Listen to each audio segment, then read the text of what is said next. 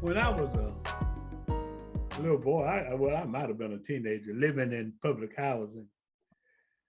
I remember walking down the street, and there was this old lady walking down the street, and I'm embarrassed about it now, but we just started kind of messing with the old lady. And she turned around and looked at me and said, just keep living. Just keep living. Well, little did I know then, like I do now, the importance of keeping living. Mm-hmm. As a matter of fact, that's a phenomenon that's going on in society today because people are keeping living longer and longer and longer. And there are certain statistics that show, that there is kind of like uh, uh, uh, the older people, the people who are getting older, sometime in the future, it's going to be the same number of 65-year-olds that it's going to be 18-year-olds.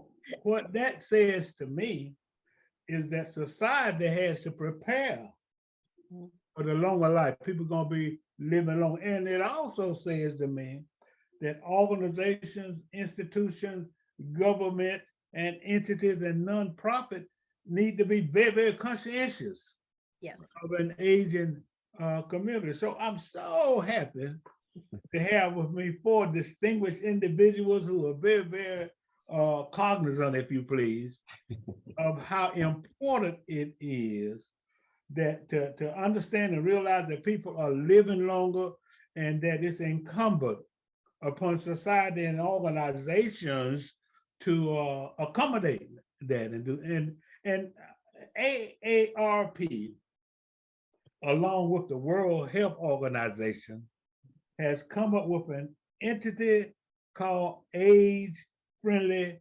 communities. And that's what we're going to talk about today with these three distinguished individuals. And I'm sure that everybody's interested because, like that old lady said, keep living. Let's keep living. We're going to begin with introductions. We're going to let Miss Hillary, if you would, introduce yourself first and give your position and who you are. Oh, hello, I'm Hillary Johnson, and I am the Manager of Outreach and Volunteer Engagements with AARP Georgia. And I've been with age-friendly Macon-Bibb County for about a year. I am their staff partner. And thanks for having us today. All right. Karen? Hi, Karen Middleton. I'm Chief of Resident Initiatives with Macon Housing Authority, but I'm co-chair of the Age-Friendly Community. And I've been with Age Friendly since 2012 when it started. So very excited about Age Friendly. Yeah, Greg? Hey, how's everyone doing today, Mr. Habersham? My name is Gregory L. Brown. I work with Macon-Bibb County Planning and Zoning Commission as the Assistant Planning Director. And in terms of this particular effort here that we're talking about, I serve as the co-chair alongside with Karen Middleton for the Macon-Bibb Age-Friendly Advisory Council. So thank you for having us.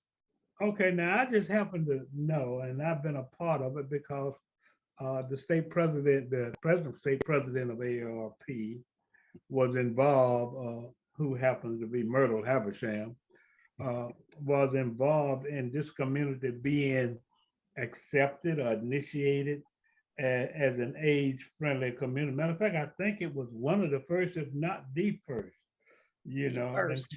We're the first. Yeah. And then I'm real happy about that. But although that old lady kind of set the tone for this discussion today with Just Keep Living. So Hillary, if you would, just talk about what age-friendly embraces. What does it mean? What are they trying to accomplish with that?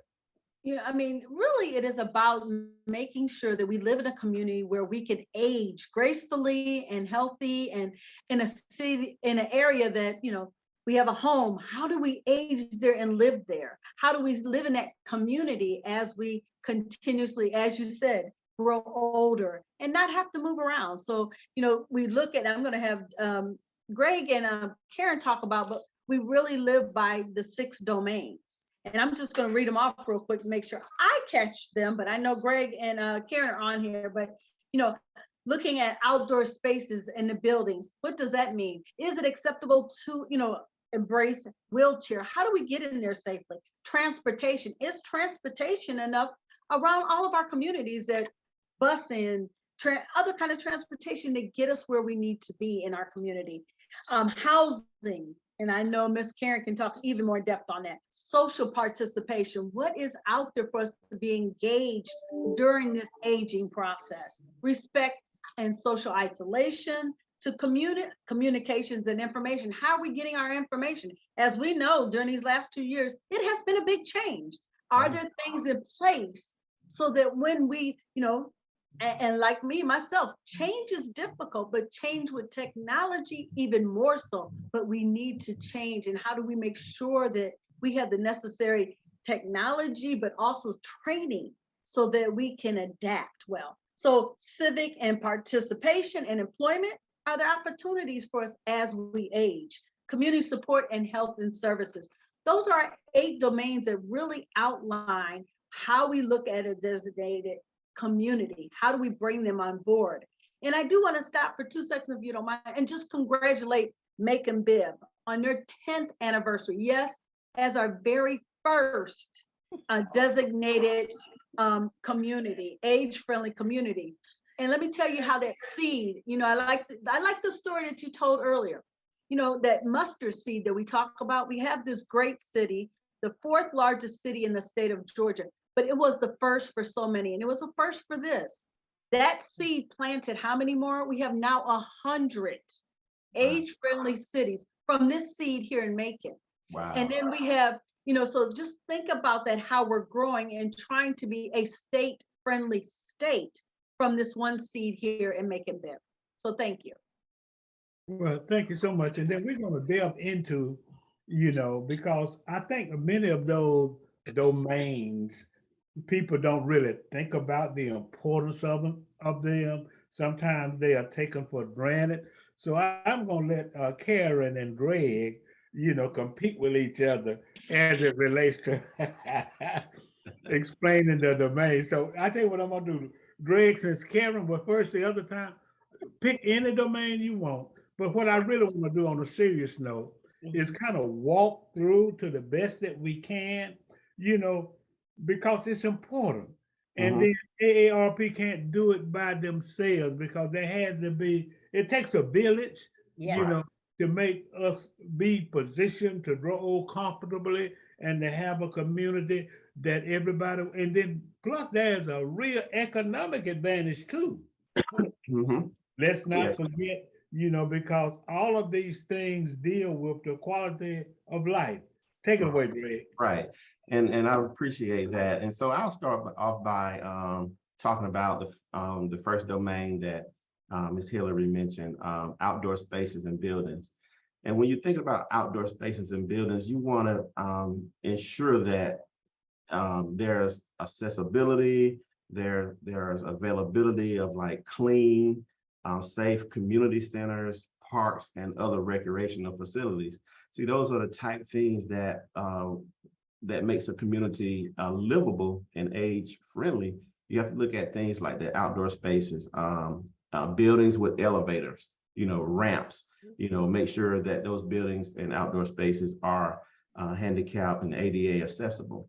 And then the next domain I want to talk about is transportation. And so when you think about the transportation, you want to see what's available in terms of transportation services for people with disabilities, making sure that everyone is able to move around the community. You also want to think about the availability of public transportation, that's safe, reliable, affordable. And so these are things that makes Macon unique in terms of being an age-friendly community. The other domain I want to talk about is social participation. And so that's looking at things like having access to leisure and cultural activities, making sure those things are available in your community. In Macon, we have museums, the Douglas Theater, the Tubman Museum, the Museum of Arts and Sciences. So, those different type things, the Macon Arts Alliance, those are places that has leisure and cultural activities that people who are aging can have access to. And then I'll talk about the other one, respect and social inclusion. And that's just basically looking at programs that support, again, ethnic and cultural diversity, you know, and you also want to encourage multi-generational interaction. So it's just not about those who are aging. It's all about that multi-generational, where we can look at those who hoped to age, you know. So we want to make sure we include, you know, the younger people, you know, 8 years old to 80 years old. So we just want to make sure we keep that cultural connection when we're talking about respect and social inclusion. And then Karen, you know, she can start with one of her favorite domains, housing, you know, to talk about that. Well, you know what? All 8 of these domains are interchangeable if you really look at it. But definitely housing. Not only what Macon Housing Authority does, you know, we're known for our senior family housing and, of course, public housing and Section 8, but there's also the lofts. You know, whether they're downtown or in other areas, multifamily housing, as far as even our apartment complexes and things like that. And I think Greg mentioned it about, are there grab bars? Is it accessible? So of course we build safe and sanitary housing, but we need that throughout. Even with housing, we can talk about blight. So, you know, that's large in Macon, getting rid of the blight and then putting something else back there in place of that blight. And so I know AARP has a wonderful program called Home Fit.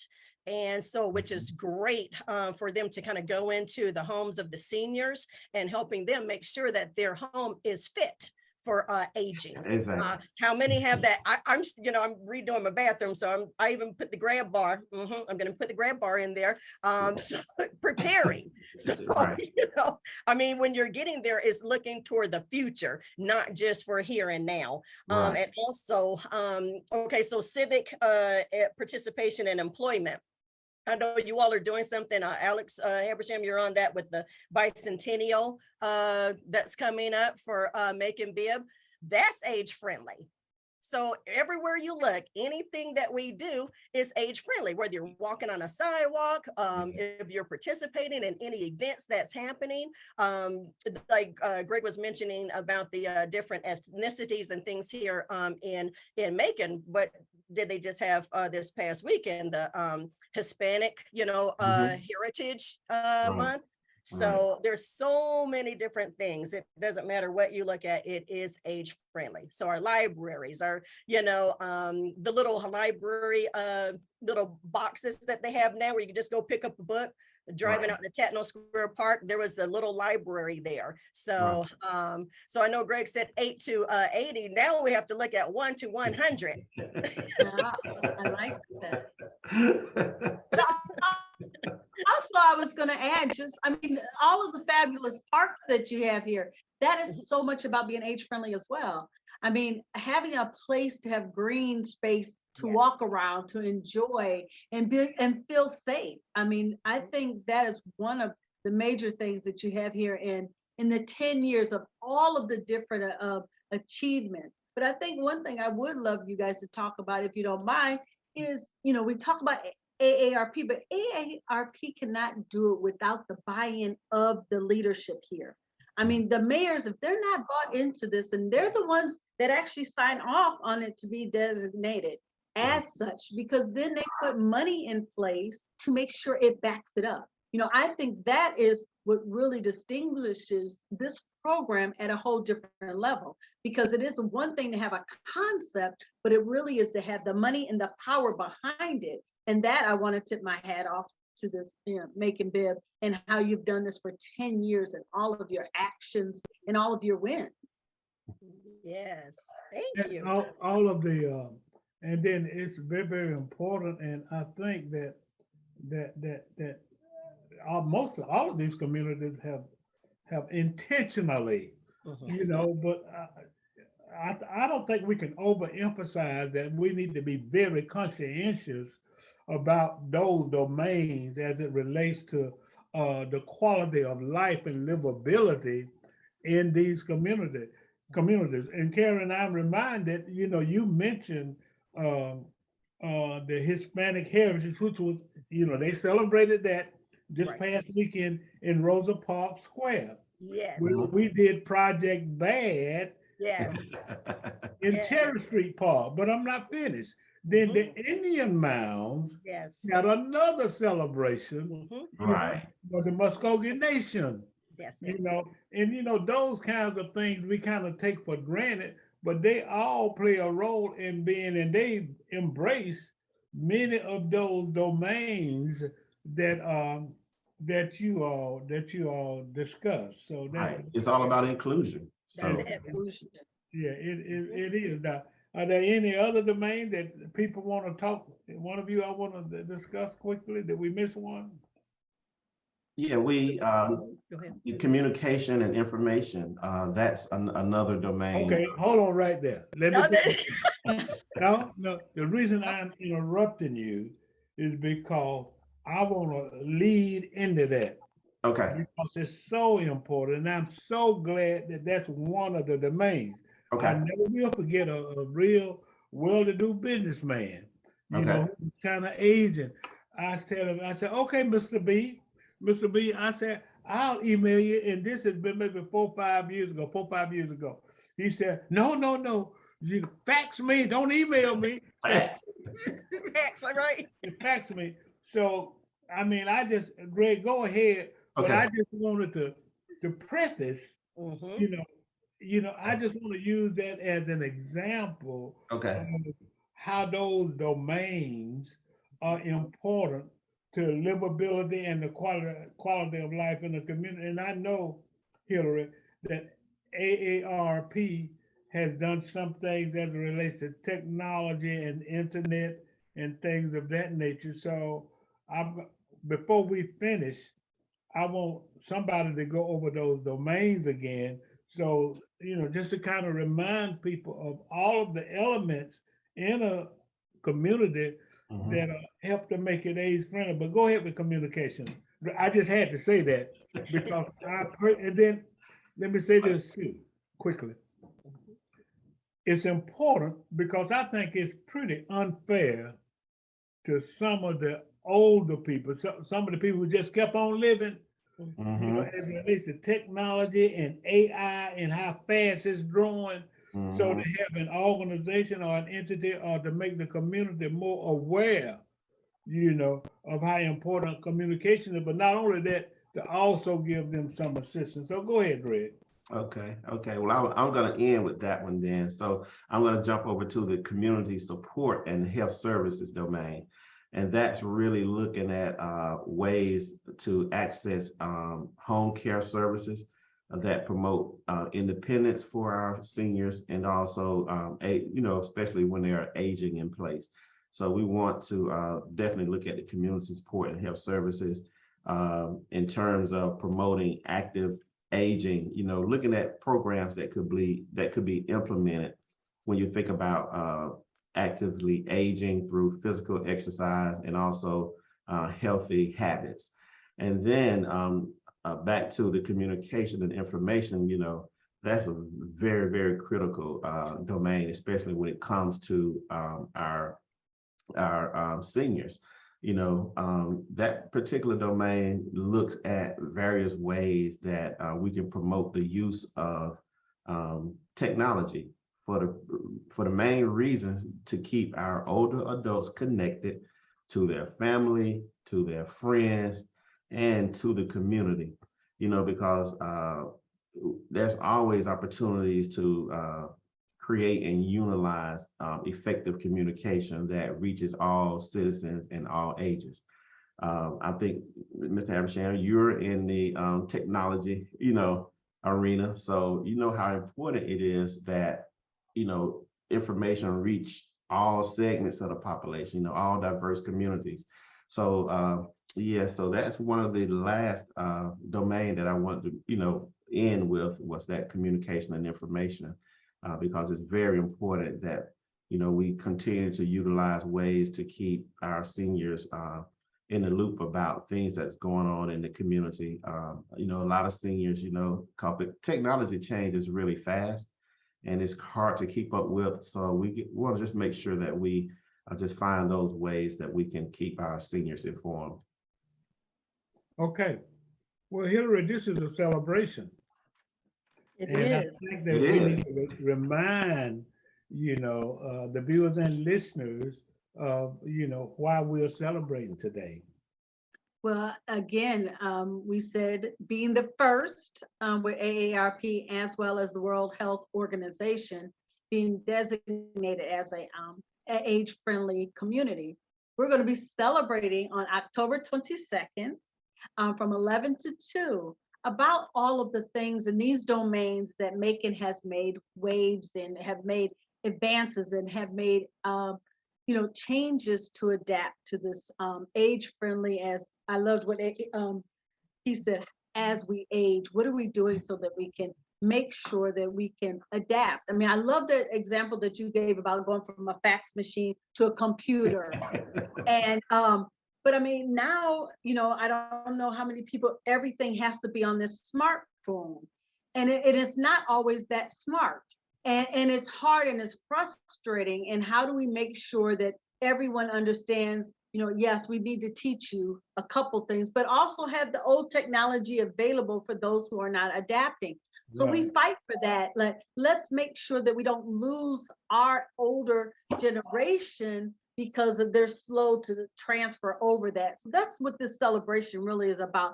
We're going to still fight to make sure we have the technology available so that we can do the transition, but also make sure you have access to the new technology, whether it's with the bandwidth that you need to have. Is that available in your communities? What's there? But this celebration, go ahead, I'm sorry. You're about to, you were saying something, I'm sorry. I mean, that's the biggest thing that our rural community, we need to make sure that they have access to get on.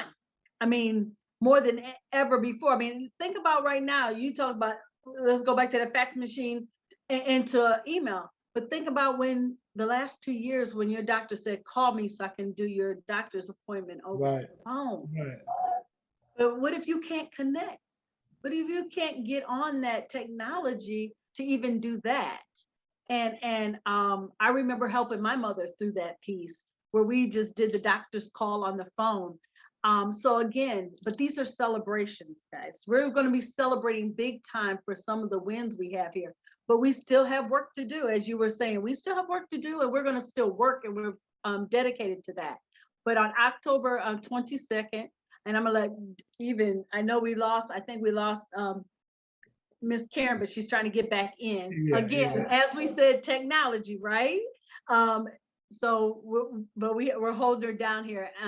But I do want to just say, if everybody can come on out to Techno Square Park, we're going to have, the mayor is hosting an event for us about the 10 years and all the great things are coming.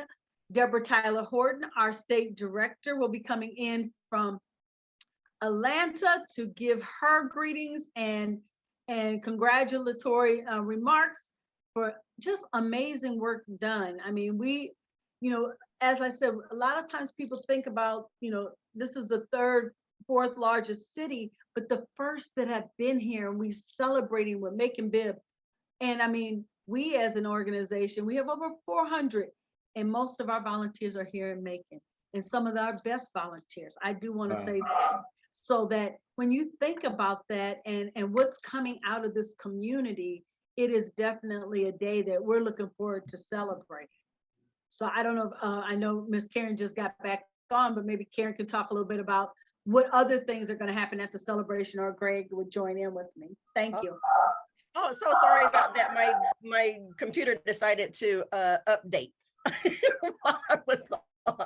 But well, I'm not sure on everything that you've already said, but definitely excited about October 22nd at Techno Square Park. I don't know if you said that's where it all started when we did the walk audit back in, I guess that was before 2012, since we didn't become an age friendly until then. But all that transformation happening at Tatno, we thought that would only be fitting for us to have the celebration there. And so, yeah, looking at vendors and bouncy houses for the children. So remember, we're age friendly. So something for everyone. And so I'm sure you talked about proclamations and things that's going to be happening. No, okay. Ooh, that's the exciting part. Greg, take it over. Talk about yeah. So we're making this a great grand celebration for 10 years. You know, Macon-Bibb County became an age-friendly community in 2012. So we're looking to have a proclamation from the governor, from the mayor, from representatives from AARP Georgia, and it's just going to be a great and fun time. You know, we would have, like Karen mentioned, it's going to be very intergenerational with activities for the youth, for the seniors, just for everyone who comes out. And again, that's going to be on Saturday, October 22nd from 11 to 2 o'clock p.m. We'll have music out there, and we just want it to be a great opportunity for everyone in Macon-Bibb County to come out and enjoy, you know, the celebration as we celebrate 10 years of Macon-Bibb County being an age-friendly community. Macon-Bibb needs to come out. Yes, This is for Macon-Bibb. Right. Everybody. Y'all come. What a phenomenal accomplishment on the part of the city, the county, ARP, the volunteers, and what have you. You see, being the first designated age-friendly community by the World Health Organization is a big thing. Yes, sir. You know, kind of like what Biden told Barack that this is a big thing. You know what I'm saying? Yeah.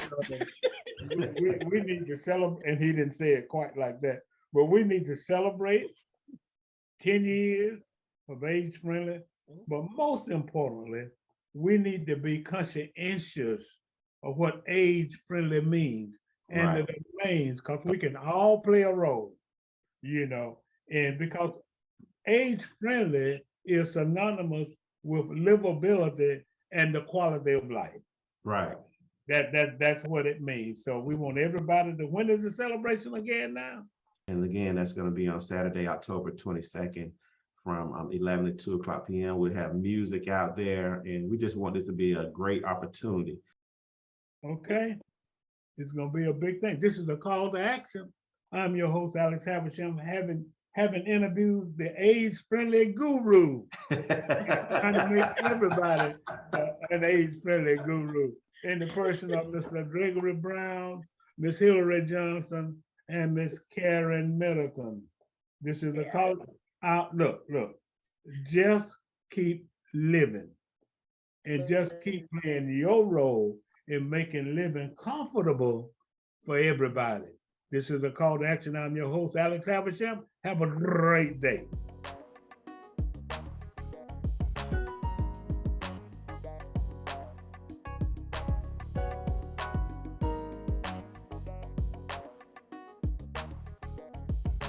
www.makingblackpages.com